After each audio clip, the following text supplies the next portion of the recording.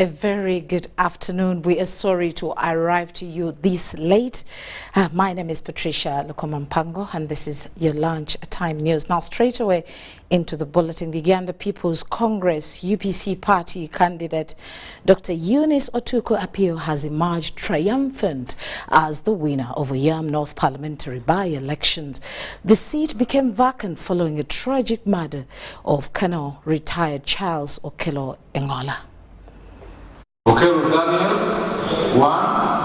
Following the tabulation of votes at the Oyam District Headquarters, Richard Dunaba, the Oyam District Returning Officer, officially pronounced Dr. Otuko Apio as the MP-elect, having secured a total of 15,000.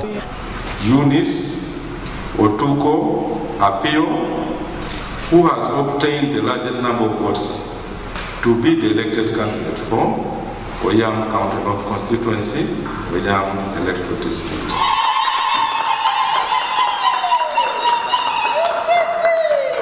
Her closest rival, Samuel Engola Okello of the National Resistance Movement (NRM), garnered 15,161 votes, trailing behind by a narrow margin.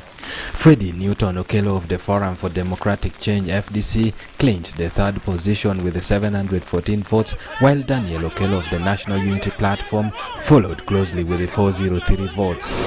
Agents of the candidates. Expressing her surprise at the victory process, including incidents of violence, she extended an olive branch to the fellow candidates, calling upon them to unite in the pursuit of development for the constituency. As we progressed through the day, it became, the reality started hitting really hard, because there was a lot of intimidation and a lot of violence and a lot of, blatant, raids on polling stations in my stronghold. I believe they have a lot of ideas, good ideas. We've been sharing a lot of platforms recently, speaking about our vision for the Oyam County North and for this country. And I think I like a few of those visions. Hello. The result, however, remains subject to scrutiny by Samuel Engola Okello. So that's why I'm saying we shall, after scrutinizing this, we shall get the next course of action. Out of the 90,733 registered voters across 167 polling stations, 31,996 participated in this by-election, creating debate on the level of civic engagement within the district. Expectation of bribery. The voters are in protest. They're saying they won't vote because they are aware NRM chairpersons all over sub-counties and parishes and villages were given money. I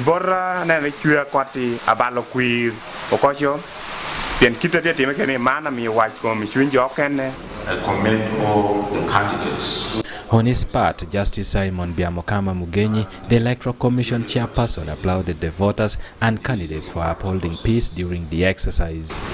I reiterate the stand of the Commission that a free and fair election is a joint process where every stakeholder plays their role in a manner that is in accordance with the law. Nevertheless, police is still holding 15 for alleged voter bribery. Some of them had money, and these monies will be exhibited as evidence in relation to the allegation that is put against them. Oyam District now has all the 3 parliamentary seats being held by women from UPC party. These include Gender and Labour Minister Beta Mungi, who represents Oyam South, Santa Lumogwang, who serves as the District Woman MP, and now Dr. Eunice Otuko Apio, the Oyam North MP-elect. UBC! Ediolwa, UBC News.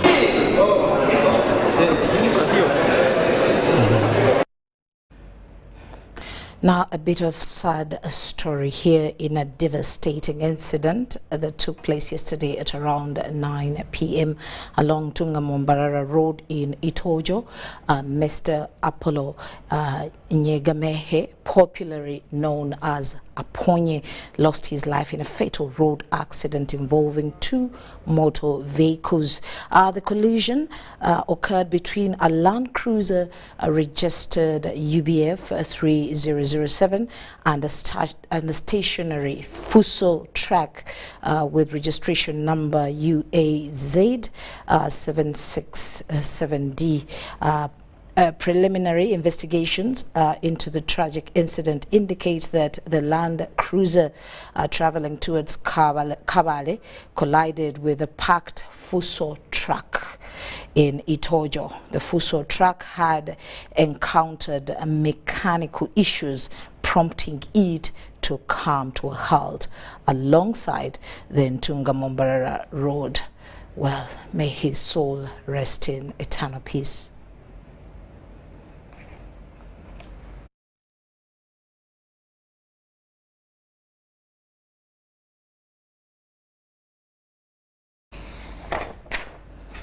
Our condolences to the bereaved family.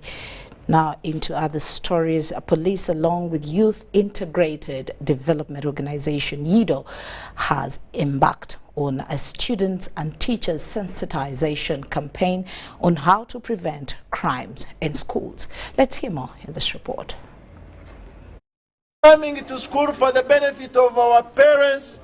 Youth Integrated Development Organization YIDO, in partnership with Uganda Police, are spearheading mindset change and how to safeguard students in schools against crime.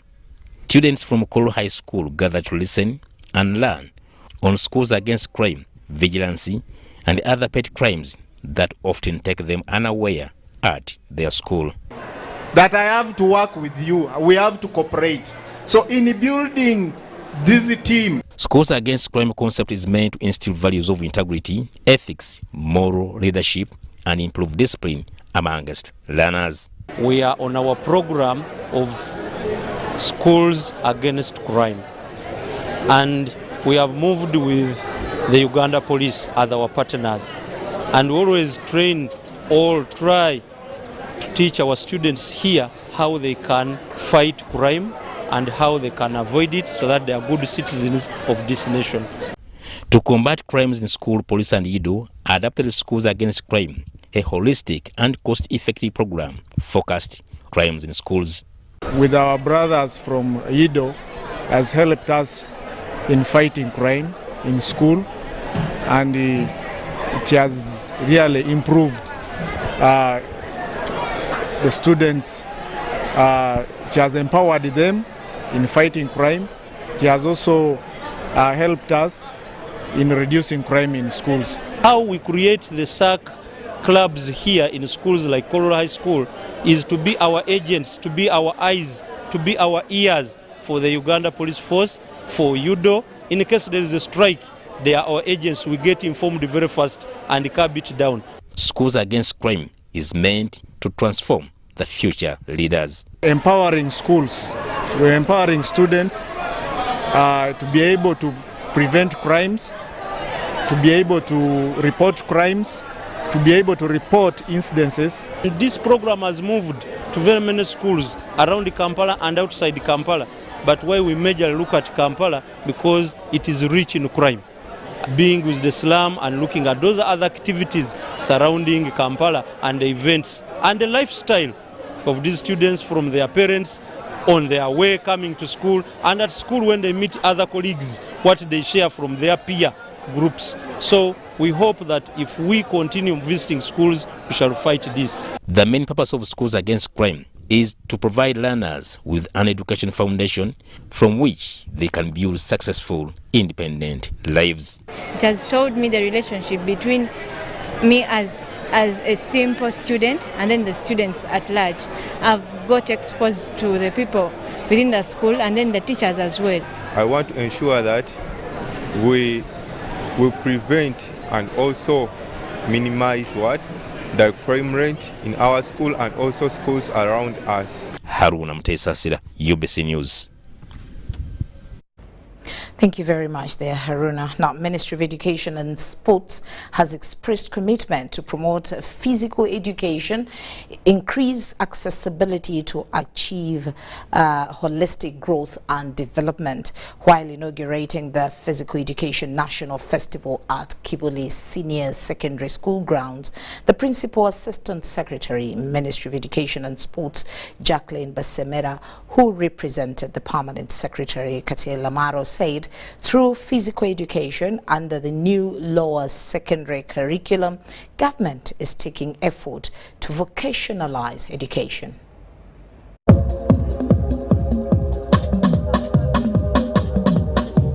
Physical education was missing in the new lower secondary competency-based curriculum, and about 233 teachers who had been trained in 2020 were lacking practicability of what they were supposed to deliver. It was then granted compulsory status in Senior 1 and 2 for lower secondary curriculum, and it was to start with first term of academic year 2022. In January 2023, 130 teachers were trained in physical education under the new lower secondary competency-based curriculum, and these were sent in their regions to train learners. The Department of Physical Education and Sports has organized a follow-up festival to assess the competencies attained by the teachers of physical education and how they have transferred them to their students. Officially inaugurate using the ball, which I can toss and kick. Helped the learners you have seen here representing the other students remaining in schools, their competence, what they have achieved in their physical education classes. But it is also a signature to the public that physical education is of value and we can do something better out of it for national development.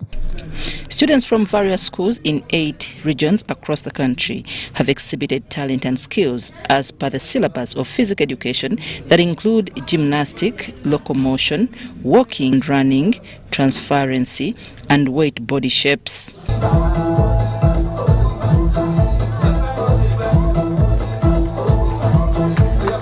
Making a change and making a step forward becomes a great achievement. I think it has been a great start.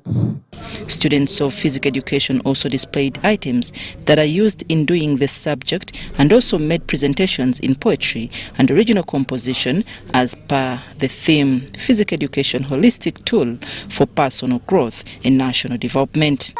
In the war, feels in the fitness ground. The favorite is physicality. The Principal Assistant Secretary, Ministry of Education and Sports, Jacqueline Basemera, appreciates the training in physical education that has helped impart students with values like public speaking.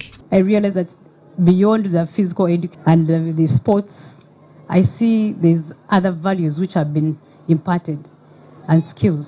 One of them I've observed is confidence in public speaking. We all know that it is key for our learners to be confident to express themselves. The festival, first of its kind in Uganda, is going to be in Kampala. Indeed, fitness needs to be rooted. Now, as we go forward, West Nile is abuzz with anticipation as the region gears up with the highly anticipated National Citizens Integrity Award.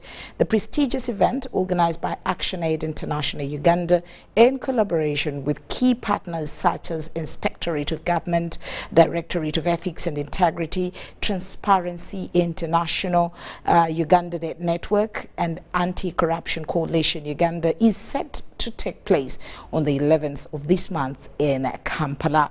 This extraordinary occasion aims to publicly recognize and appreciate patriotic public officers who have demonstrated unwavering dedication to upholding integrity and combating corruption. This award actually started way back simply to recognize the people who are working in the public sector, who are providing services for people selflessly, who stick to their ethics, who stick to code of conduct, who are doing work in a very patriotic way so that they serve the citizens of this country. And many times we normally focus so much on pointing out the wrong things that people do.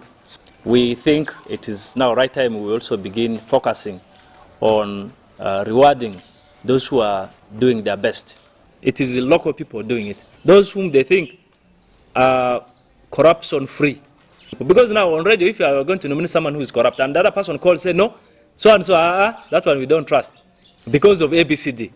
I think that will be much better than having few committees to select. The award for 2016 and 2018 focused on Acholi and Teso sub-regions respectively, while the 2018 award was expanded to cover Bunyoro, West Nile, Acholi, Lango, Teso, and Sebei sub-regions, awarding individual, civic, and public servants as well as local governments.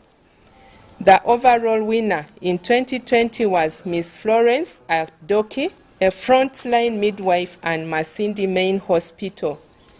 The overall winner in 2021 was Dr. Joseph Epodoi, who led a team of medical workers in separating conjoined twins and at Soroti Regional Referral Hospital. If we are to fight corruption, it begins with you and I. Yes? So if we put it out there that we are against corruption, starting by yourself, you'll not give out bribes. Because these people are supposed to provide us with the services. If it's free of charge, it's free of charge. Why should I pay to get a service that is paid for already? Well, it's time for us to take a short break. When we do return, we have more on your lunchtime news.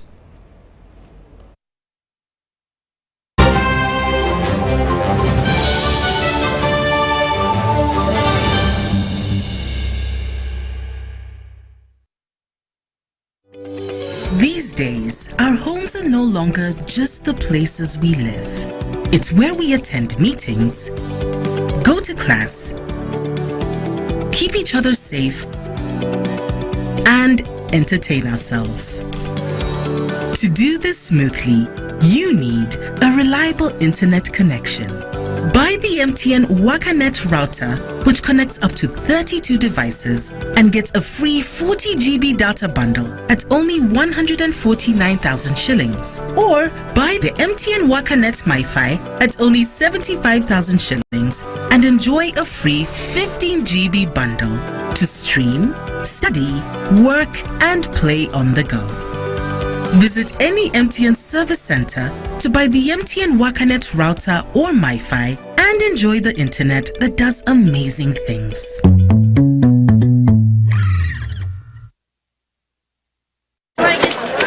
Juko. Yo.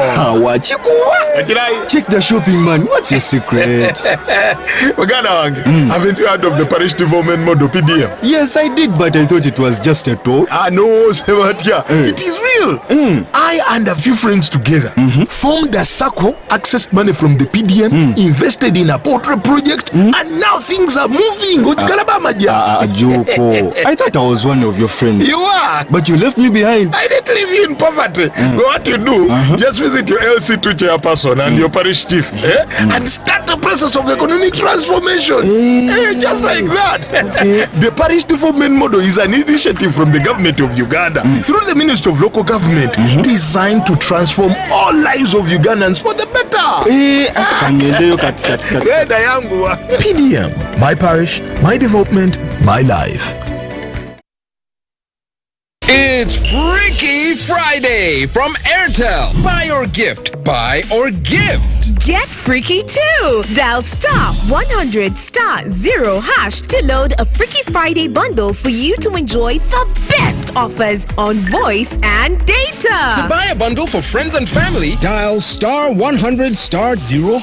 Freaky Friday with Airtel. Buy or gift a bundle today. Dial *100*0# to get started. Airtel. A reason to imagine. Echinene chichino. Jemisinde mu bunabyalo ejjabagoberizi ba Kristo East African Christian Marathon jangu tuddukira wamu mu misinde gy'essaala gino nga 13 omwezi ogw'omunaana erugogo ku kisaawe kya hockey jangu okikirira abo mu makaago mu misinde gy'essaala n'ekiruubirirwa ekirungi eky'okuzimba ekifo awanakwatirwanga amasimu ag'ettundutundu ly'obuvanjuba bwa Afrika. Weetabe emisinde gino oddukire wamu n'omusumba wo abakulembeze b'ekitundu kyo abanaakiikirira Kenya, Tanzania, Rwanda, Burundi, DR Congo, South Sudan n'abawona mu Uganda. Jangu odduke ne Captain Mike Mukula agenda okukulemberamu abaddusi. Dduukirira enteekateeka eno ng'ogula omujoozi mw'onaddukira ku mitwalo 2, mitwalo 3 n'emitwalo 10 kuba enteekateeka z'emisinde nga gino zikyusa ensi. Okumanya ebisingawo kuba ku noti 781-885 noti 55. Emisinde gya East African Christian Marathon giwagiddwa UBC TV, Star TV ne Star FM emmunyenye y'eggwanga. Uganda ne Uganda waraji batusako manramenti konatera tekobuseko season yakuna savu July ku mama papa's hall usasule kwa MTN mobile money usasule gumu chitundu MTN usasule nega 15 iga stemu kagatano stamu enda munana hasha kwa MTN ofune tiketi yokati wabula ku mulyango usasule mitwale 2 yepe mitwale 5 ate meza ya milioni 2 munana July Golden Hotel mkono mwenda July Nikan Resort Airways 15 July France Africa Jinja Abiri July Maria Flema Saka Abiri Mwenda July Afro Club Eka Sangati ate yoyo noku yingi na mutwalo wafujinidwa musente Talent Africa Victoria University Suzu Property Consultants Pepsi Max Uganda Waraji ne MTN.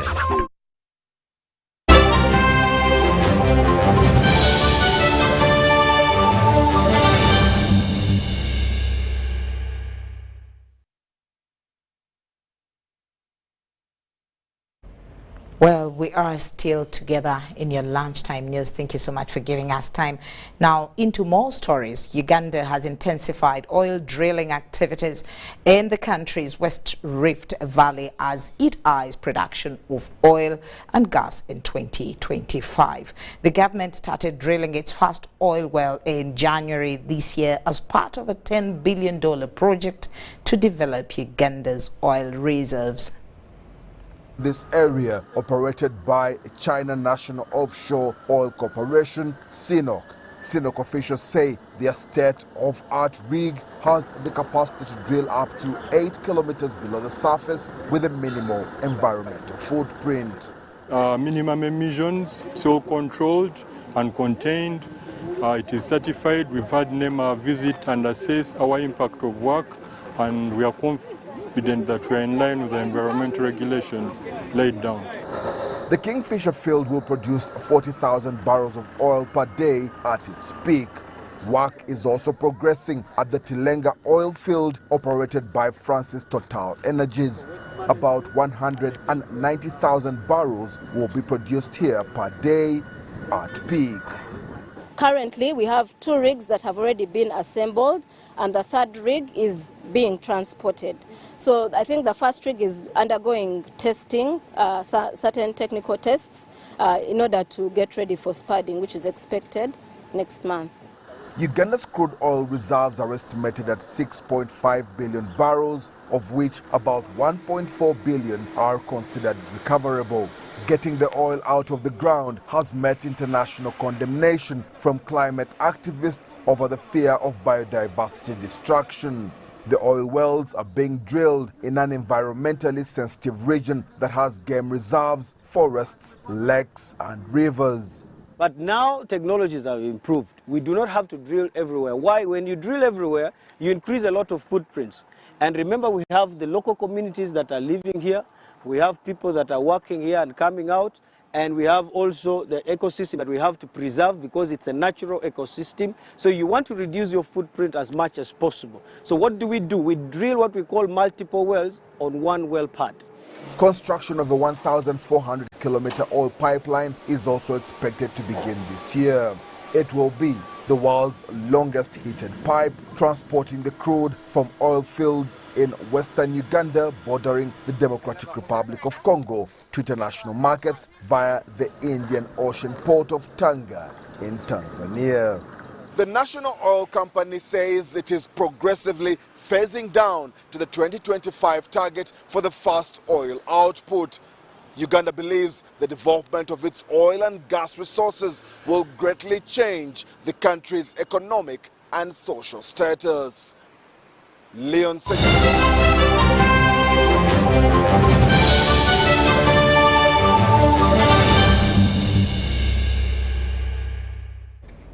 Now, before we wind up our lunchtime bulletin, let's step into the world of sports, where Uganda's best performers from the just concluded Star Times Uganda Premier League have been awarded.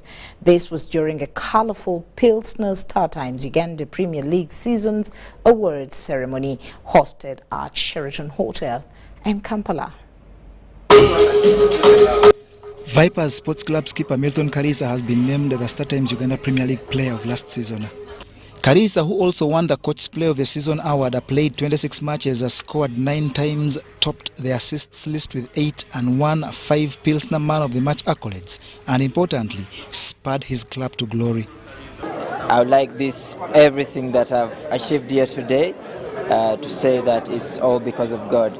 And I would like to thank my fellow players, because without them I wouldn't have been here.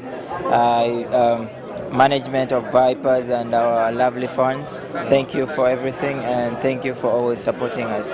Sports Club Villa's Charles Bale was Players Player of the Season. Maroons Darius Ojok took the Young Player Award, while teammate at Maroons then Simon Tamare was Best Goalkeeper. At the well-attended awards night, Vipers defender Hilary Mukundane was best in that role, with Busoga United's Laban Tibita bossing the midfielders. We have noted that as we celebrate greatness, we celebrate excellence. When our gallant players retire, they basically have nothing to offer, and most of them are on the streets. Whatever is coming now is a courtesy reward from His Excellency the President, from his welfare scheme from State House, which is not inked in the law, any law of this country. So as we welcome the new law, I want to say it here that it will help us address the issues concretely on rewards and recognition for all sports in the country. And I will call upon you to encourage your children to look at sport as an industry.